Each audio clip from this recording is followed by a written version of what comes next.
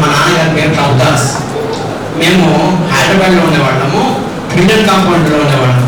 ట్విల్లన్ compound అంటే మన Augustine uncle ఎక్కడైతే ఉండేవాడో అక్కడ ఉండేవాళ్ళం అనమాట. మా నాన్నగారు అక్కడనే హెబ్రోన్ పక్కనే మరి ఐటీ అని ఉండేది, అందులో పనిచేసేవాడు.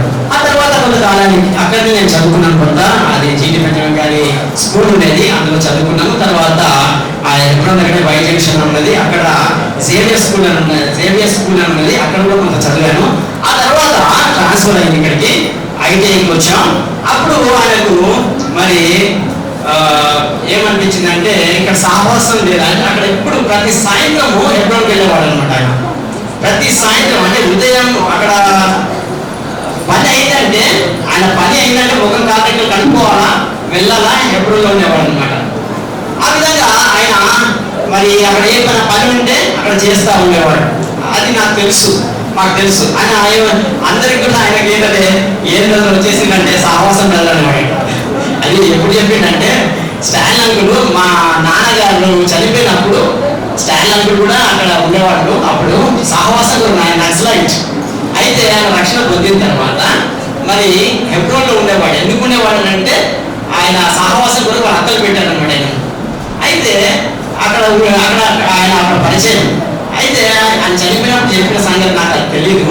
అయితే ఇప్పుడు మన కురియన్ గారు అప్పుడు కాల్స్పేటలో, మేము ఇక్కడ నుంచి అయితే మా నాన్న రిటైర్ అయిన తర్వాత అక్కడ కాల్స్పేటలో ఉండేవాడు. అక్కడ కురియన్ గారు ప్లస్ స్టాన్లీ గారు ఆయన సమాధి చేశారు. అప్పుడు ఈ మాటలు చెప్తా వచ్చినారు అనమాట.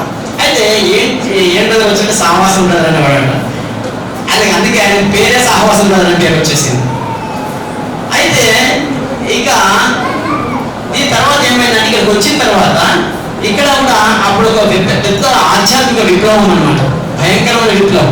భగత్ సింగ్ గారి సహవాసము విపరీతంగా ఏం చేసిందంటే సువార్త చేశాడు అనమాట. ఆ టైంలో మరి ఇక్కడ కూడా సహవాసం ఏర్పాటు చేయాలని ఫస్ట్ మా నాన్నగారు ఇక్కడ మీకు ఎస్డబ్ల్యూ హాస్టల్ ఉన్నది, ఇక్కడ ప్రగత్ నగర్ ఎక్కడైతే అయ్యప్ప టెంపుల్ ఉందో అక్కడ ఎస్డబ్ల్యూ హాస్టల్ ఉంది. అక్కడ ఫస్ట్ ఒక ముస్లిం ఇంట్లో స్టార్ట్ అయింది. అప్పుడు గోదావరి గారి నుంచి ఒక యోహాన్ గారు అనే ఒక అతను వచ్చారు. యోహాన్ గారు అంటే దైవసేవకులు. మా నాన్నగారు వాళ్ళని కాంటాక్ట్ చేశాడు. మరి మాకు కూడా ఇక్కడ ఏర్పాటు చేస్తే బాగుంటుంది అంటే సరే అనుకున్నా. కానీ ఆయన వచ్చేవాడు అనమాట. ఆయన కుష్ఠరోగం ఉండేది. ఆ కుష్ఠరోగం బాగా అయిపోయినా ఈ చేతులు లేకుండే. మీకు తెలుసో లేదో నాకు తెలియదు, మీకు తెలుసండి, తెలుసా? అయితే ఆయన జ్యోతి వేసుకొని తెల్ల వస్త్రాలు వేసుకొని కన్ను వేసుకొని వచ్చేవాడు. ఆయన ఆ సమయంలో మరి మా నాన్నగారి కుటుంబము అదే సమయంలో మరియాంటి అని అక్కడే ఉండేది. మరియాంటి కుటుంబము యేసుదాస్ అంకుల్, మరియాంటి మీకు తెలిసేమో, ప్రకాష్ కొంతమంది తెలుసుకోవచ్చు, ప్రకాష్ మరి ఇంకా పేరు రమేష్, మధు గారు ఇక్కడనే ఉంటారు. వచ్చారా మధు?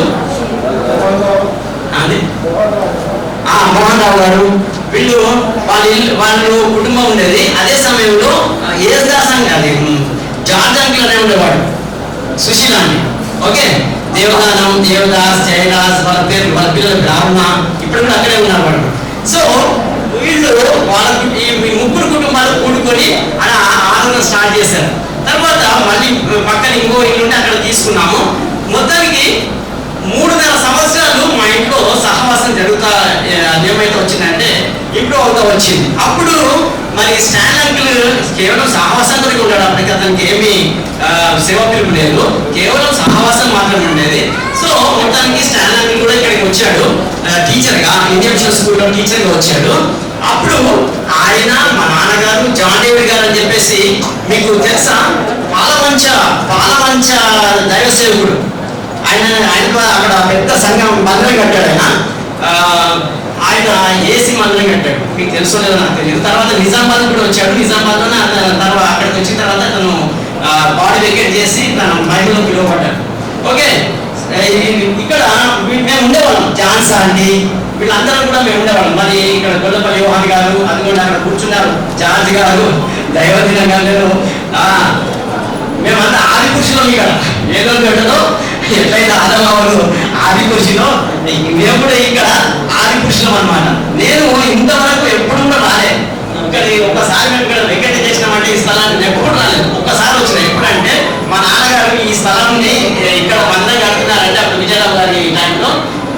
నాన్నగారు ఒక మాట అన్నాడు, ఆయన లేడు కాబట్టి చెప్తున్నాను.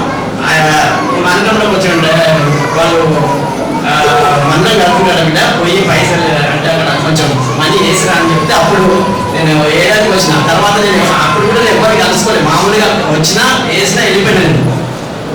ఒక ఝాన్సీ అంటే నేను గుర్తుపట్టింది, మరి గుర్తుపట్టింది అంతే తప్ప నేను ఎవరు కలుసుకోలేదు కూడా. సరే వాటెవర్ ఇది ఎస్తేరాక అక్కడ ఉన్నది, తర్వాత తామర సిస్టర్, ఇంకా వాళ్ళు కొంతమంది ఉన్నారు ఇక్కడ. ఓకే, వీళ్ళంతా మేమంతా ఆది పురుషులం. సో ఆదిమానవులు అనమాట. అయితే ఏదైనప్పటికీ కూడా ఇప్పుడు వాళ్ళు అక్కడ జాతి గారు ఉన్నారు, దయానందం గారు ఉన్నారు, మరి కృపదానం గారు ఉన్నారు, ఆశీర్వాదం గారు ఉన్నారు. ఆశీర్వాదం గారు యువకంగా ఉంటూ అప్పుడప్పుడు వచ్చేవాడు ఇక్కడ సాహసానికి, ఎప్పుడైనా వాళ్ళ ఊరికి వచ్చినప్పుడు వచ్చేవాళ్ళు అనమాట. కృపదానం గారేమో మా పక్కనే హాస్టల్ ఉండేది, వాళ్ళు అక్కడ ఉండేవాడు. సరే ఏదైనప్పటికీ కూడా మరి ఇప్పుడు నేను ఇక్కడ రావడానికి గల కారణం కూడా వీళ్ళే, కృపదానం గారు, విజయరావు గారే. ఎందుకంటే నేను ఎక్కడో ఉన్నాను అడవిలా, అయితే నా ఫోన్ దొరకబెట్టుకొని మొత్తానికి ఇప్పటికి 4 ఫోన్లు వచ్చినాయి. రావాలి మీరు తప్ప, నేను ఇక్కడ రాదలుచుకోవద్దు యాక్చువల్గా, కానీ నేను